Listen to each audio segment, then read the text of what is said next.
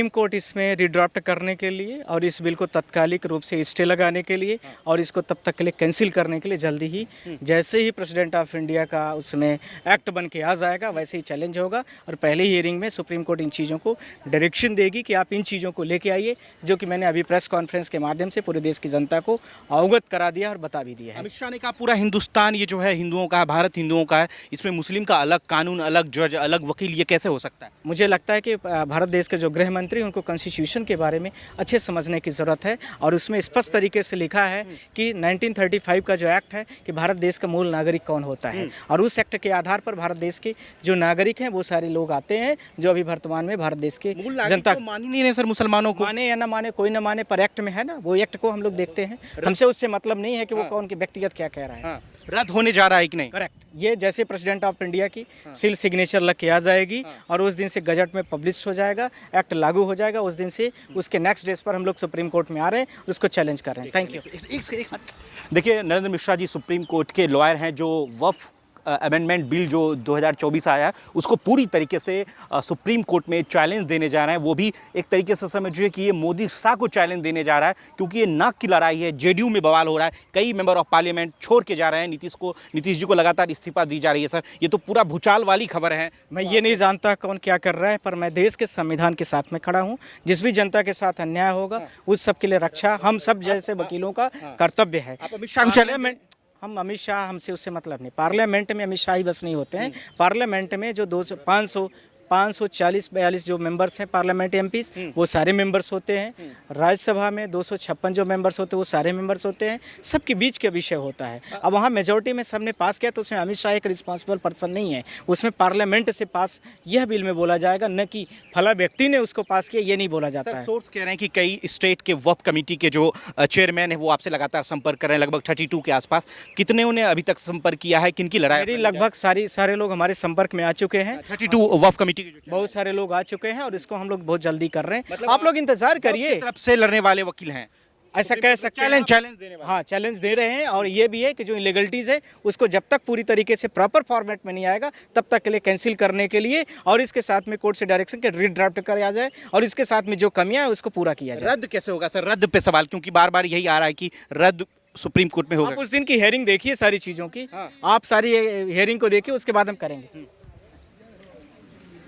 ये तो उनका एक कहने का एक तर्क हो सकता है। बहुत सारे भारत देश की ज़मीनें हैं और बहुत सारे भारत देश की ज़मीनें अभी भी सिचुएटेड हैं, पर जहाँ पर पार्लियामेंट बना है उनको पहले ये पूछ लीजिए कि लैंड जो दिल्ली का एक्ट है उसके हिसाब से क्या कहता है। वो प्रावधान के बारे में किरण रिजिजू को पहले पढ़ लेना चाहिए कि दिल्ली का निर्माण जब से हुआ है और दिल्ली जब से कैपिटल बनी है वहाँ के लिए डीडीए के पास सबसे बड़ा पावर है, न कि लैंड एक्विजिशन को लेकर के, वक्फ कोड को लेकर के।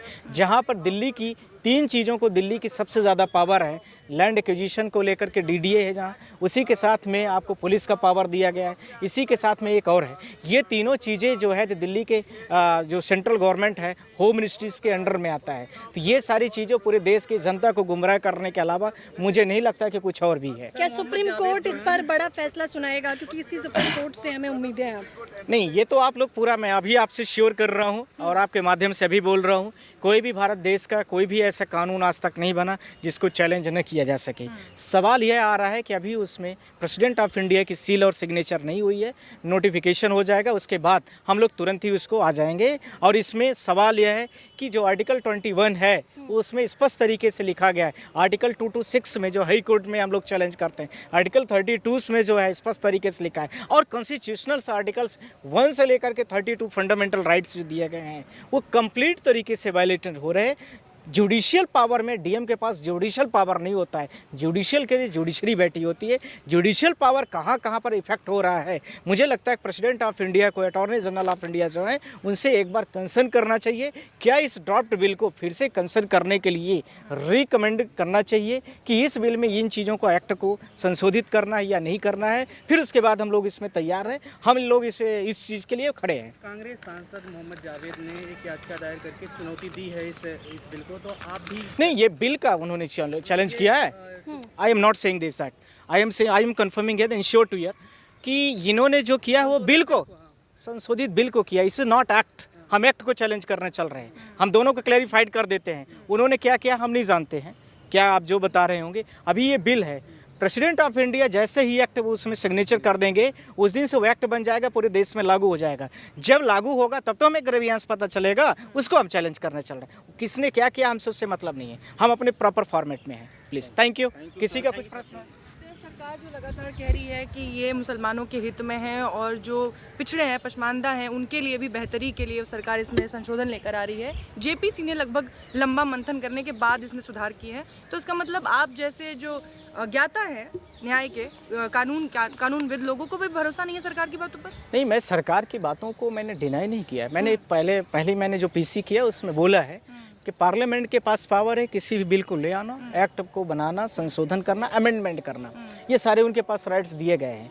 सवाल यह है हम लोगों का क्या पावर है और आप लोगों का क्या पावर। आपका है कि आप जनता के सामने सारी चीज़ों को दिखाएं। हमारा काम है कि यदि कुछ भी ग्रेवियांस है किसी भी केसेस में और किसी भी एक्ट में, किसी भी लॉस में, तो हम उसको चैलेंज करें। हम लोग उसको चैलेंज, उन्होंने अपना पार्लियामेंट में काम कर दिया। सारे जो राज्यसभा लोकसभा के प्रत्याशी थे, हमारे कैंडिडेट्स थे, उन्होंने बोला, उसको विरोध किया, किसी ने उसके फेवर में बात किया, वो उनका एक अलग पार्ट था। अब वो मैटर वहाँ से निकल करके प्रेसिडेंट ऑफ इंडिया के पास में आ गया, टेबल पर आ गया। उसके बाद जनता जनार्दन हम सब हैं, आप भी सब, हम सब जनता जनार्दन है। अब उसके साथ हम लोग एक्ट को देखेंगे। पर सवाल यह है कि जो आपने बोला कि ये सारी चीज़ें आपको भरोसा नहीं है, आप खुद बताइए दुनिया का कौन सा ऐसा कानून है कि एक बार बना दिया जाए और इसको फिर उसके बाद चैलेंज नहीं किया जाएगा। पहली बात। दूसरी बात, कलेक्टर ही सर्वोपरि हो ऐसा मैं कैसे मालूम? हो सकता है कि कलेक्टर संबंधित पार्टी का व्यक्ति हो सकता है कि उसी को फॉलो अप करता हो। और आजकल तो बहुत सारे जो हाई कोर्ट के जजेस भी हैं पार्टी ज्वाइन कर लेते हैं। तो मैं ये कैसे मान लूँ इस चीज़ को लेकर के कि वो संबंधित व्यक्ति जो भी होगा, ट्रिब्यूनल कोर्ट होगी, जो भी वो सारी चीज़ें करेगा, जजमेंट पास करेगा, वो पूरी तरीके से क्योर होगा, सिक्योर होगा और जनता के आम हित में होगा। साथ में आम जनता जो देश के नागरिक हैं उनकी जो राइट्स हैं उसको कंप्लीट तरीके से सिक्योर करेगा। क्या सुप्रीम कोर्ट के वकील नरेंद्र मिश्रा को ये लगता है कि राष्ट्रपति द्रौपदी मुर्मू इस पे मोहर नहीं लगाएंगी? मैं ये तो उनका मैटर है, वो तो जानेंगी, पर हम पूरी तैयारी पर हैं कि वो करेंगी तो हम आगे आएंगे ही। तो फिर क्या होगा? सुप्रीम कोर्ट से क्यों नहीं होगा? आप पूरे आरोप लगता है ना कि सुप्रीम कोर्ट भी सरकार का लग रहा है सर। नहीं, आरोप कोई कुछ भी लगाए, हमसे क्या मतलब उस चीज़ से? हम अपने काम में करते हैं, हम अपना काम करेंगे और हम कर रहे हैं। सुप्रीम कोर्ट उसमें पूरा संज्ञान लेगी और सुप्रीम कोर्ट में ये चीज़ें लगेंगी कि अपीलांट कोर्ट में आप क्यों नहीं आ सकते हैं। सुप्रीम कोर्ट को ही लगता है कि कोई मैटर ग्रीवेंस में आ गया है तो उसी को सुनना है, तो क्यों नहीं सुनेगा वो? आपको लगता है कि लीगल ग्राउंड्स पे आप टिक पाएंगे सुप्रीम कोर्ट में? इतनी लीगल, कमियां हैं मैं आपको अभी बता दे रहा हूँ कि ये ड्राफ्टिंग बिल जो है, ये पूरी जो एक्ट बन के आने वाला है, भविष्य में आ जाता है, तो ये सारा का सारा फिर से डाइवर्ट होगा और सुप्रीम कोर्ट इसी बिल और एक्ट को, जो अभी बिल है, जब एक्ट बन जाएगा, सुप्रीम कोर्ट फिर ड्राफ्टिंग कमेटीज़ को उसको फिर करेगी कि आप इसमें डायरेक्शन करेगी कि इसको प्रॉपर तरीके से फॉर्मेट और डायरेक्शन भी देगी। इन चीज़ों को, बिंदुओं को आप जोड़िए। हर चीज़ों में, एक्टों में कमियां होती हैं। बहुत सारे एक्ट आए और उसमें ABC क्लॉज बनाए जाते हैं, सब सेक्शंस बनाए जाते हैं। ऐसे होता तो जब 1950 में भारत देश में जब संविधान आया, इसके साथ में जो CRPC IPC आई सारी चीज़ें, तो वो फिर क्यों ये सारी चीज़ें ना होती? आप खुद ही बताइए सारी चीज़ें। तो ये हमेशा भारत देश तो फ्लेक्सिबल है, कॉन्स्टिट्यूशन में लिखा हुआ है कि कभी भी कोई भी बिल को, एक्ट को संशोधन किया जा सकता है, सिवाय कॉन्स्टिट्यूशन का जो स्टेचुटरी बॉडीज़ है, सिवाय भारत देश का जो वो चीज़ें जिनको कभी नहीं ख़त्म किया जा सकता है उनको, जैसे election commission of India, chief judiciary से, इसके साथ में जो और भी प्रोसेस हैं, ये चीज़ों को नहीं खत्म किया जा सकता, बाकी सबको चैलेंज किया जा सकता है। आप लोग केशवानंद भारती के जजमेंट पढ़ लीजिए इसमें। वक्त संशोधन बिल को लेकर आपकी क्या कुछ तैयारियां? हमने पूरी तैयारी पर हैं। हम तो सिर्फ तैयारी ये बैठे हैं कि ऑनरेबल प्रेसिडेंट ऑफ इंडिया इसमें आए और हम लोग इसमें बैठे हुए क्या तैयार हो गए। मुख्य बिंदु आप बताने वाले हैं? हम बहुत सारी बातों को हम पिटीशन में करेंगे। पिटीशन फाइल होने के बाद हम पूरे भारत देश की मीडिया में दे देंगे, सब लोग आप लोग देखना उसको। लेकिन फिर भी वो चुनिंदा मैंने सिर्फ एक पॉइंट को आपके सामने जिक्र कर दिया हूँ कि जो अपेक्स कोर्ट में जाने का प्रोविजन है किसी भी व्यक्ति का, और उस अपेक्स कोर्ट में जाने का प्रोविजन को इन्होंने इस क्लॉज में खत्म कर दिया है। कलेक्टर के पास पूरे राइट्स पावर दे दिए हैं कि कलेक्टर ही उसमें सारी चीज़ों के प्रावधान रखता है कि उसमें कलेक्टर के ऊपर का अधिकारी कोई जी गृह मंत्री ने बकायदा ये बात कही। नहीं कही है तो उसको ले आए ना, एक्ट में आ जाए। हमने कहाँ बोला है? हमने आपसे सारी चीज़ों को फिर क्लियर कर दे रहा हूँ। प्रेसिडेंट ऑफ इंडिया की जो सील मोहर लग के आएगी एक्ट में, उसको हम लोग करके हम उसको चैलेंज कर रहे हैं कि पहले एक बार ये एक्ट बन के आ जाए, उसके बाद इसको अच्छे से करेक्ट। नहीं समझने की जरूरत नहीं है, जितना हमने पढ़ लिया वो हमारे लिए पर्याप्त है। पर एक आध जगह जहाँ आपने कहा है करेक्शन हुआ है, उसको दोबारा देख लेंगे उस पॉइंट को। चलिए मान लीजिए अगर मोहर लग जाती है, उसके बाद की क्या रणनीतियां हैं? उसके बाद सुप्रीम कोर्ट आइए, आप लोग डेली बाइट करिए और इसको चलाइए पूरे देश में। और क्या करेंगे, यही होगा। तो मतलब अब ये पूरा मामला सुप्रीम कोर्ट में लड़ा जाएगा, पर प्रॉपर तरीके से लड़ा जाएगा और इस बिल में रीनोटिफाइड करने के लिए, रीड्राफ्टिंग के लिए ये सारी चीज़ें चलाई जाएंगी और होगा ही। क्या आपको मैं विपक्ष के फिर नेताओं द्वारा लड़ा जाएगा या फिर आप इस पूरे- विपक्ष कौन है मैं नहीं जानता हूँ। विपक्ष एक आम आदमी है जिसके भी राइट्स का वायलेशन हो, जिसकी भी चीज़ों को वायलेशन का कहीं न कहीं पर उसको एक्ट से प्रभावित किया जा रहा है, वो हर व्यक्ति विपक्ष है। जो यहाँ पर रिस्पोंडेंट हम लोग जिसको कहते हैं, जो यहाँ पर अपने ग्रेवियांस को लेकर के दोनों सदनों में पास हो गया, देर रात तक बहस हुई, राज्यसभा में भी पास हो गया। आप कैसे देख रहे हैं? लोग कह रहे हैं कि सुप्रीम कोर्ट का रुख अख्तियार किया जाएगा। देखिए, अभी हम प्रेसिडेंट ऑफ इंडिया से काफ़ी उम्मीद कर रहे हैं, क्योंकि उनके पास जो पॉकेट वेटोज़ का पावर होता है, जिसके आधार पर जब दोनों पार्लियामेंट में, जब दोनों सदनों में क्रमशः लोकसभा और राज्यसभा में जब यह बिल पास हो गया है, आप सबको पता है कि यह मेजोरिटी के साथ में जो करंट रूलिंग पार्टीज़ है, राज्यसभा में 128 वोटों के साथ में 95 वोटें उसके विपक्ष में गई और इसके साथ में 288 वोटें लोकसभा में आई और 232 वोटें विपक्ष के तौर पर डाली गई और इसके साथ में बिल को उन्होंने वहाँ से संस्तुति, जिसको वर्ड कहते हैं एक्सेप्टेंस के लिए, प्रेसिडेंट ऑफ इंडिया के पास भेज दिया गया है आज। साथ सवाल यह नहीं है, सवाल यह है कि जो इस बिल में विभिन्न प्रकार की कमियाँ थी, हमने इसके पहले भी बातें सारी की हैं और आपके माध्यम से मैं दोबारा भी बोल रहा हूँ। जो इस बिल में 3-4 चीज़ें मतलब 5-6 चीज़ें इंपॉर्टेंट रही हैं। पहला, सबसे जो महत्वपूर्ण बात है इसमें कि इस बिल में जो वक्फ बोर्ड है, वक्फ बोर्ड को एक ट्रस्ट के समान समझ लिया गया है, जबकि ट्रस्ट का रजिस्ट्रेशन डीएम के ऑफिस में या सब रजिस्ट्रार के अंडर में होता है और इसके साथ में जबकि वक्फ बोर्ड इससे जस्ट डिफरेंसेस रखता है। दूसरा, इसी के साथ में वक्फ बोर्ड का जो एक्ट है, वक्फ बोर्ड में रेगुलेट करने के लिए वो सिर्फ हॉस्पिटल, स्कूल्स और इन सारी चीज़ों को लेकर के होता है, जबकि जो ट्रस्ट होता है इंडिविजुअल कैपेसिटीज़ पर एक व्यक्ति उसमें पावर रखता है और उसके साथ में वो काम कर सकता है। जबकि मैं सोसाइटी और रजिस्ट्रेशन ये बहुत सारे अलग अलग पार्ट होते हैं, उसमें बात नहीं करना चाहता हूँ। साथ में इन्होंने जो सेंट्रल वक्फ बोर्ड है उसको लेकर के चेंज कर दिया पूरी बॉडीज़ को और इसी के साथ में इन्होंने स्टेट के भी बोर्ड को चेंज कर दिया है। सेंट्रल के बोर्ड में जहाँ पर इन्होंने council for the central for the council है, उसमें 10 लोगों को, मुस्लिमों को रखा है। 10 मुस्लिमों में 2 वुमेन्स महिला होंगी, रिजर्व कर दिया। साथ में 4 नॉन मुस्लिम को रख दिया गया है, जिसमें 3 एमपी होंगे, एक IAS ऑफिसर होगा और इसके साथ में एक और कोई है। इसी के साथ में जस्ट वेट इसी के साथ में इसके फॉर्मर जजेस हैं और ये एडवोकेट सुप्रीम कोर्ट या हाई कोर्ट का, इसी के साथ में वेरियस फील्ड के भी 4 लोग हैं। अब बोलिए ये रद्द कैसे होगा कानून, इतना बता दीजिए, क्या प्रोविजन है रद्द होने के?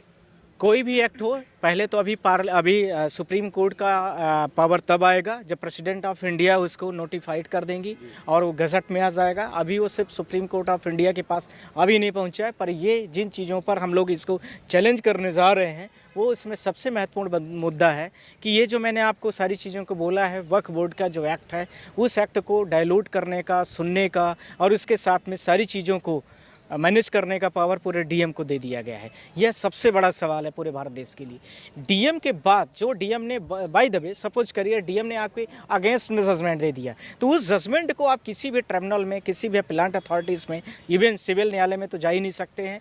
जो इसके साथ में जो रेवेन्यू कोर्ट होते हैं, जैसे डीएम का अपील जो होती है कमिश्नर के पास होती है और उसके साथ में यार रेवेन्यू, मान लीजिए मैं मध्य प्रदेश से हूँ तो हमारे यहाँ रेवेन्यू कमिश्नर होता है, उसके बाद रेवेन्यू में भी जाती रेवेन्यू बोर्ड जो ग्वालियर में सिचुएटेड है, ऐसे ही हर स्टेटों में होते हैं। उसके बाद वो हाई कोर्ट जाता है। तो जब ये सारे अपीलेंट ट्रिब्यूनल्स जो कहीं जाएगा ही नहीं, तो कोई भी यदि कुछ भी गड़बड़ी हो गई, कोई भी जजमेंट होता है, रिव्यू का प्रोविज़न होता है, इसके साथ में उसमें क्यूरेटिव का भी होता है। ये जब सारी चीज़ें नहीं है तो इसमें यदि बाय द वे डीएम उसमें कुछ गड़बड़ कर भी दिया तो वो सारी चीज़ों को कैसे वो मैनेज करेंगे और उसको कैसे सुधार करेंगे, इस चीज़ को लेकर के हम लोग सुप्रीम कोर्ट में खड़े हैं। लेकिन ये बिल दोनों ही सदनों में पास हो गया है और नेताओं की बहुमति से हुआ है। नहीं, नेताओं के बहुमत से उससे पास हुआ है जो उस वक्फ बिल के अगेंस्ट में जा रहे हैं, जो वक्फ बिल को लेकर के आए हैं। वक्फ बिल में जिनको काफ़ी गहराई समझदारी नहीं रही है, जब इवन आपको खुद पता है कि भारत देश एक डेमोक्रेटिक कंट्रीज़ है, आर्टिकल 21, आर्टिकल 19, आर्टिकल 16 में स्पष्ट तरीके 14 में